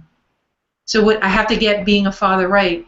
But the problem is what getting it right meant to him, my grandfather, is it meant that everyone was happy and behaved okay and da-da-da-da. So now he's an engineer with all these right ways of being. Now he's infusing right ways of being into his family, and that was the family my father was in. And my father was on every single sports team there was, and he had such natural ability. Like, I'm not even kidding you. Even though my father, you know, drank a lot in university and he was picked up by the Canadian Football League. He was a scratch golfer. He coached the Belgian national hockey team. I'm talking about, this guy was a phenomenon, and my grandfather didn't go to a single game. So, ever. And that just made my dad try even harder. So now he's a dad with me, and he wants us, you know, to behave a certain way and to get it right and to, you know, for us to be happy. But he has this right way in his head. And I felt the pressure of that, and I was a straight A student, and I kept my nose very clean, and I was very, like, in the background and constantly very shy because I didn't want to get anything wrong. And I thought that every time I did something and my father found out about it and it wasn't quite right, I thought that he didn't love me. I remember being in the basement and helping him at like 4 or 5 years old with the paneling that he was trying to miter out, and trying to put it around a fireplace or whatever, wood paneling. And I whacked the end of it off after he had made this perfect piece of panel. And he just yelled at me, and that was one of the first times where I thought, you know what, I think you have to get it right. So his life and his grandfather's life is being paid forward to me now because I made up exactly what they made up. You have to get it right or people don't love you or like you or whatever. And here's this little girl who just basically shuts up, you know, just, you know, and my way of handling it was either not to be seen or to be funny. So then what happened later in life is I remember sitting there and I wrote a letter to my father out of an inspiration, and I wrote and I wrote and I wrote. And the letter was really taking responsibility for the fact that I, as an adult, had deliberately chosen not to share my life with my father because I was afraid he was going to judge me, or he was going to, you know, bark at me or whatever. And it was for a program that I was in, and I had to kind of talk to him about this before the program happened the next day. And I actually the next day, this is where my need to control changed, that perfectionism changed, because I said to my dad, I got to apologize to you, and he goes, oh my God, are you taking another course? And I said, yes, I am, but I really want to tell you this. I said, I've been hiding a lot of parts of my life because I'm afraid you don't love me. And there's like dead silence. I'm afraid you don't approve of me, blah, blah, blah. There's dead silence on the phone, right? And all of a sudden, my dad perks up after about like what seemed like 5 minutes when it was probably only 10 seconds. And he said, Jennifer, I could not love a human being more than I love you. Sometimes I bark, but I'm over it in 5 minutes. I'm so incredibly proud of you. So I had made up this whole story in my head, and I was acting like the rest of my life trying to get it right so that people love me or like me, and also trying to control things so they would all be right. They would all happen the way I imagined so it doesn't go wrong. You know, that getting it wrong would be really super bad. And it's interesting because I want to tell you guys that it wasn't that story that changed my need to control. It was the doorway that opened it. But when I realized, when I started to embody and started to see who human beings are, that we're these beings that really were birthed from infinite wisdom. And through our cells, by studying biology, I saw that our cells are connected to infinite wisdom, and we're being communed with, and I'm being communed with, and I started letting myself be contributed to. I realized that even though I had a habit of being controlling, even at work, you know, I started the business myself, and then being very, you know, oh my God, it's doing okay, we got to keep doing the same things. But, you know, I've manifested on our team these incredible geniuses. And the fear, entrepreneurs have it a lot, of actually letting your business go to the genius of others, such that we're dancing together rather than me staying in control or being afraid. And manifested even 2 days ago with Adam and I and Jeannie, and my general manager, were off in doing a program we do called Flight School, and we were away. So these are the three main people in the company at the time. And while we were away for like 8 days, our team built the most beautiful, you know, we've been working on the website, and they probably were waiting for me because I wanted to make sure that it was all right. They did the most extraordinary job. It makes me want to cry when they showed it to me because I was out of the way. Like, they literally didn't wait for me. They just said, nope, we're doing it. And Dave and Eric and whatever, and they just took what they knew to be true, and they designed this incredible thing. And they had me crying on the phone because I'm like, it was like such a full circle. I just looked up in the sky and I went, oh my God, because I didn't care, you know. And it was like the biggest full circle of it's even a deepening. And what I want you guys to know about this is not, get out of your way is not a journey of there's a place to get. Your life, just like my life, is an unfoldment of a deepening to the relationship to the truth that you're constantly being given to. And the language of the universe is constantly being spoken to you. And you have to deepen. You don't have to, but it's an amazing thing to be able to dance with the entire universe and allow yourself to be given to. so that you don't have to be desperate or chase after or beat yourself up or worry about being judged anymore. It just puts a smile on your face to be able to fluidly dance with others such that or better, you just live in the miracle zone. So I wanted to share that story because the paradigm shift for me, the realization really came for me when I said just building some people around me, and the tool is being vulnerable. Telling my team that I'm terrible. Sometimes when I get stressed out, I'll try to control. Don't listen to me. Call me on it. You're my infrastructure. That's the tool. But ultimately, I just want to change the default, right? And I'm telling you, it happened on our trip in flight school. We did the work to change the default. We did a whole piece of work that we're going to share with you and get out of your own way to change the default. And the result is that these guys made this absolutely, wait till you see it. I can't even wait till you guys see it.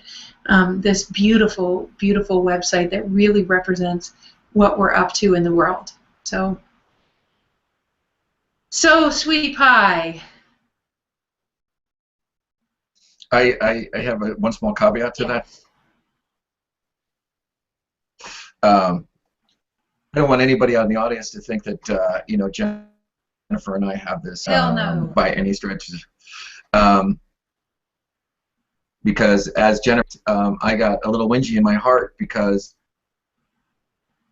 I've been working with the team over the last year and decided to took me out of the day-to-day of the team. And then when Jennifer said the website, I went, but I didn't. Right. So I had a quick moment. It was a quick redirect into like, holy crap, wait. And how long would that have bothered you before?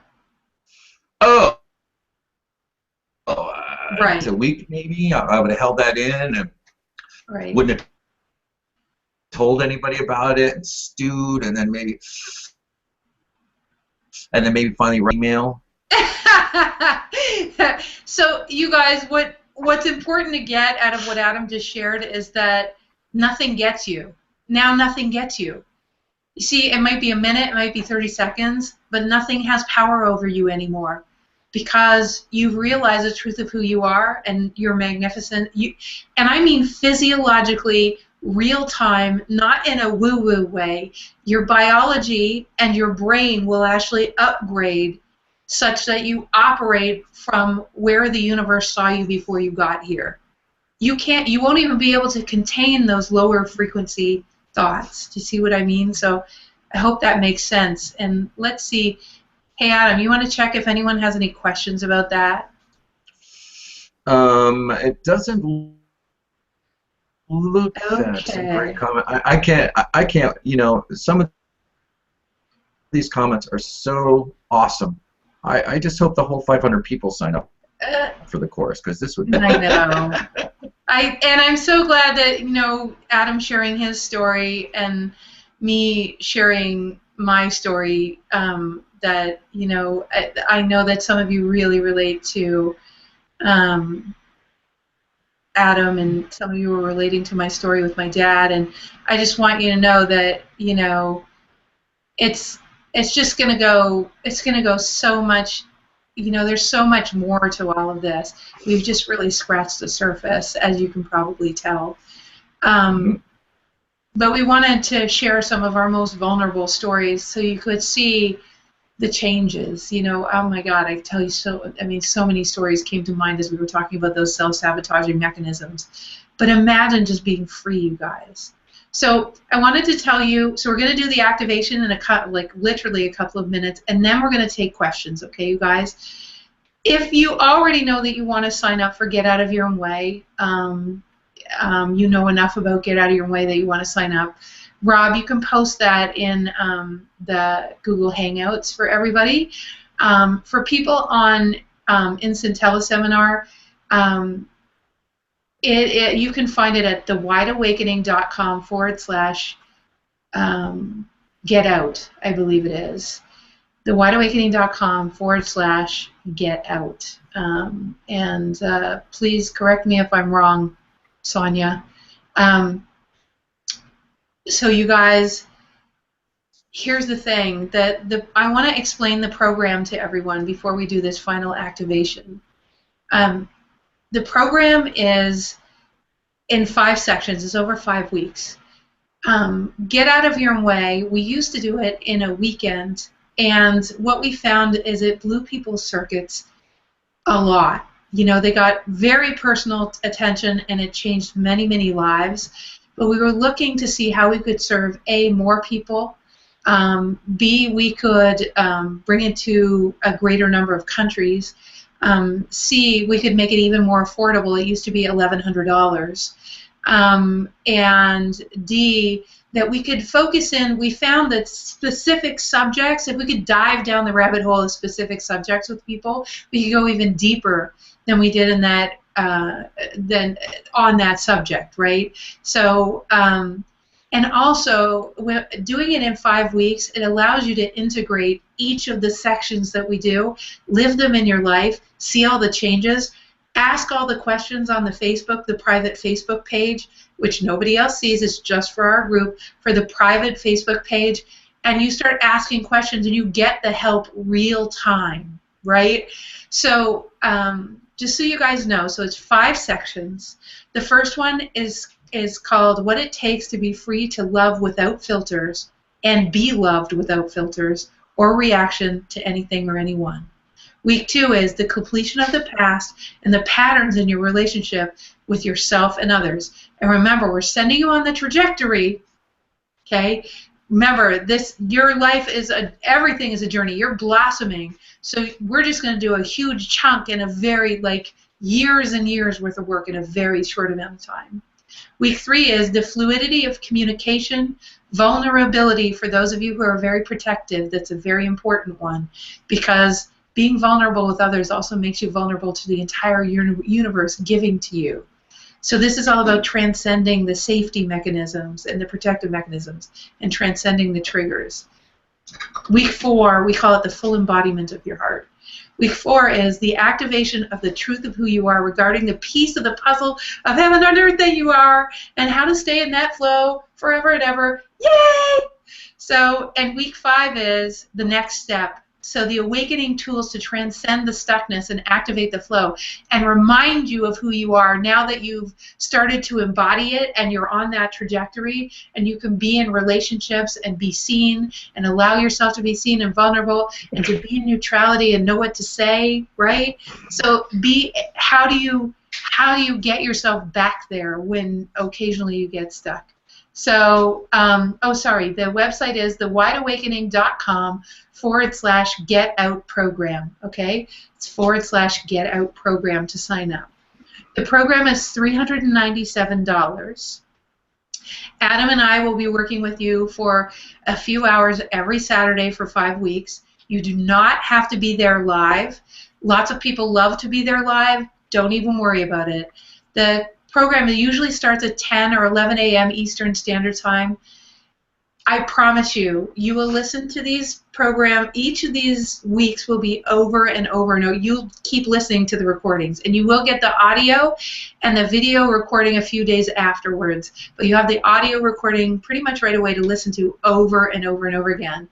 And what we're doing in this program is we're actually putting it on SoundCloud. So you actually, where there's really juicy bits, we'll write in where the activations are, or where particularly good conversations are, right on the audio recording. You could see it. Okay. So the next thing is that you can ask questions live on Facebook, and Adam and I and Susanna and Sonia and everyone from our team will be answering your questions and helping you. We'll also do this amazing exercise that Adam and I usually do live. For the first time, we're going to be doing it on webcast. It's about retroactive relationship healing. and Adam becomes all the masculine, and I become all the feminine. And it's just so powerful, I can't even explain it. If you've been in our relationship workshop, you've experienced it. There's also a beautiful community of people that are all looking for the freedom to be their piece of the puzzle of heaven on earth. They're all feeling like there's something more to life. They're all in the same resonance as you, basically. It's an amazing, and what happens is the safety that occurs because you know that you're being seen. You know that the other people in the course are just like you, so a very beautiful, vulnerable, awesome space. You also get a workbook to write in, and as I said, you get all the recordings. So the last thing I want to say, so it's $397. There is definitely a payment plan, which you'll see on the /Get Out program, thewideawakening.com/Get Out program. And we truly do wish that we just want all of you to come. I know there's many of you that are already signed up. You just wanted to come to the free class. And because there's, always value in doing that. And all of our free classes, it's like, do them on their own. They're awesome. But in reality, our hearts are called to assisting as many people as we can, because we know that heaven on earth ensues when heaven is in your life. You are in your own flow with life and circumstances and other people. And waking up to who you are is such a huge part of that. So you can ask questions anytime. You can ask questions on the Facebook page, which is facebook.com/wideawakening. Don't be shy. Really email us at officeangel@thewideawakening.com and ask the questions that you need to ask. And Faye will likely forward it to myself or to Susanna. In fact, you can even go direct to Susanna, our program manager, which is divineorder@thewideawakening.com. Yes, we do have funny email addresses like that. divineorder@thewideawakening.com if you have questions or concerns, and you can work with Faye at officeangel@thewideawakening.com if you have any, if you struggle with the financial piece, we can always work something out. But the price is $397, or there's a payment plan as well, and you'll see it on the page. So I just wanted to let you know that. The last thing I just want to say is, as a bonus for people who sign up, we're going to do a SoundCloud file where all the activations and the juicy bits are for this recording, and you will have that within the next 10 days. And also, Adam and I have done notes, so we're going to give you all of our notes as a result of... Yeah. Totally unabridged. Totally unabridged. We're going to show you exactly what we wrote. So just as a thank you for being a part of signing up for the program and everything. We actually did try to figure out how to, well, it doesn't matter, but we'll do that. So, all right. So you guys, if you want to stick around after, you can. We're going to answer your questions. If you don't stick around, that's great too. If you do stick around, I know it gets really frickin' juicy when we start answering questions anyways. And please, and Marie, we're looking forward to it too, and Bonnie and everyone who I know is going to be there. Our whole team is taking the course too, by the way. The whole Wide Awakening team. Okay, sweetie. Yes, what would you like to share personally with everyone before we do this activation? I'd like to share personally. What would you want people to know?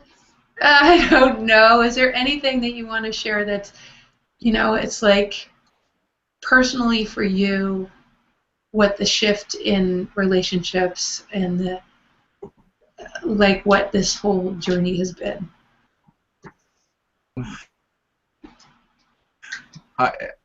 practicing mindfulness and cultivating the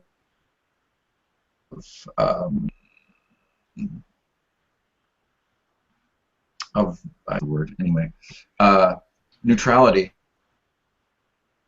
It doesn't seem kind of like antithetical to the way I live my life. If I person, the things I like a lot, but they probably have the same kind of passion for. So if I was going to be neutral, and it would mean complacency. It would mean that that I was missing. In fact, what I've come to find out through experience is that neutrality has nothing to do with passion. You can still be neutral, and it's just a different expression of it. Yeah. And conversely, I become passionate about being neutral. Not to say that it's a mindful practice, and that I'm not necessarily wired that way. So I get to come back to it time and time again. But it's been the single most compelling reason for my personal success and reestablishing my adult children, with reconnecting with old friends and deepening those relationships. Certainly our relationship, but also to my effectiveness at work. Because I just think of my ways of like, oh my God, I wouldn't want to work for me. You're so funny. Yeah. But yeah, and I don't mean it as some some type of carrot on a stick for folks, because I get maybe some people who are going to listen to this or listen to the replay really resonate with them. Your voice or my voice maybe put them off or whatever, but as long as they're about the work, I don't really care where it is. I mean, don't take where you're at in your life as the gospel. You know, don't argue for your limitations and or anyone else's limitations, and there are many paths up the mountain, and whichever one you says, I just want more people to play with. Yep. There always is a way. Whatever we've been through, there's already an answer. So that you're here. So let's do the activation, and thank you, sweetie. I love you. Do it, baby. Okay. So you guys, so everybody breathe for a moment. And just maybe close your eyes. If you're great at staying present without closing your eyes, then good too. I'll probably close my eyes. You can cross your legs or uncross your legs. It really doesn't matter, because you're a divine child of an infinite universe. You can cross everything. You can cross your eyes. Since you're a divine child of an infinite universe, what does that mean? Let's not talk in broad terms. Get into your cells and allow yourself to feel what we're about to share. The first thing we want to say is this: you are not too much. Those feelings of I'm too much, or if I be fully me, I'll be too much for people. You are who 7.5 billion people before you have asked for.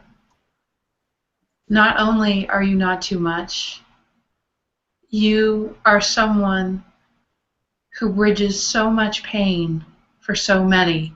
You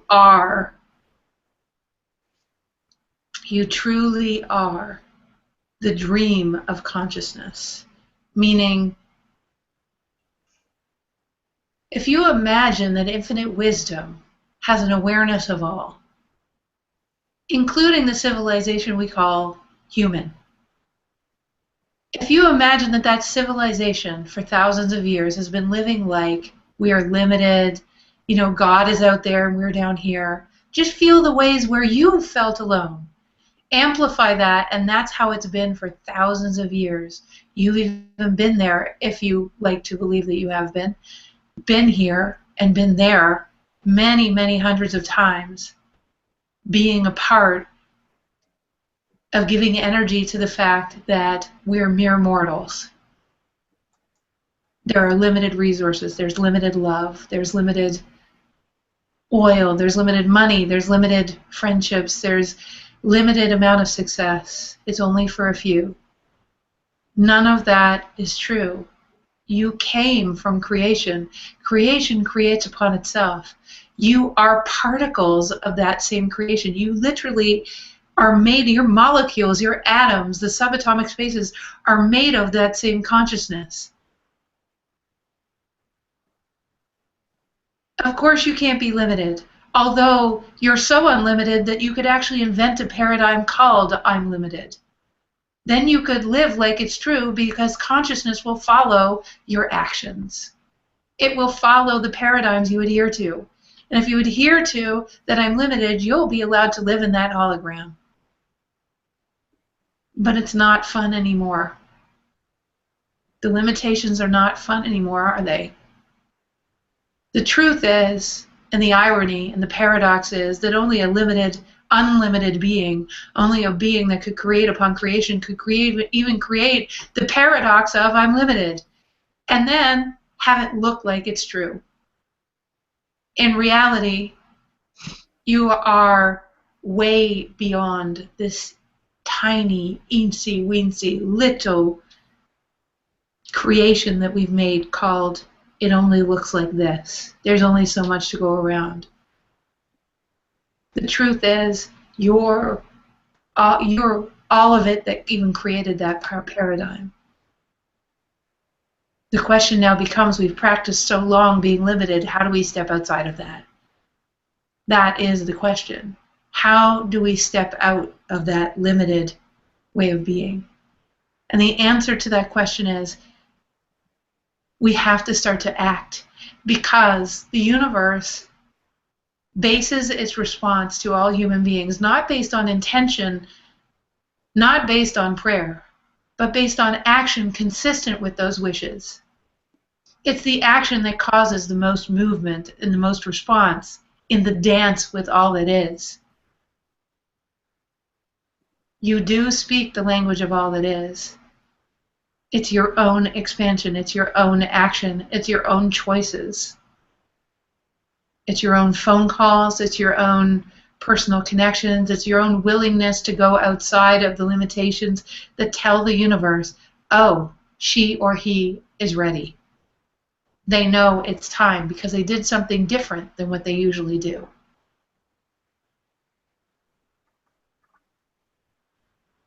Don't default to the idea that the only way your life is going to shift is simply by wishing it or intending it. It goes far beyond that.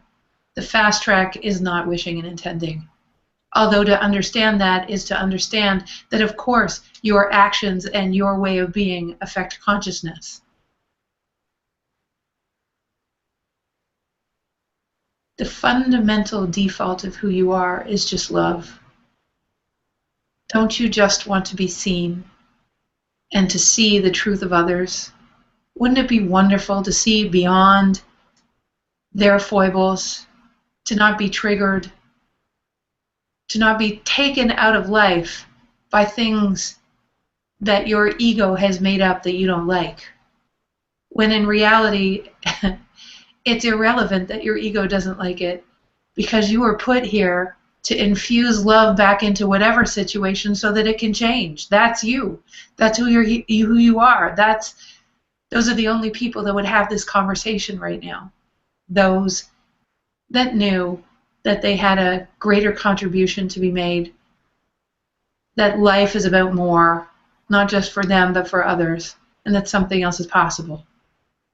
Not in a motivational speaker kind of way, but actually in a kind of way that's more fundamental and cellular.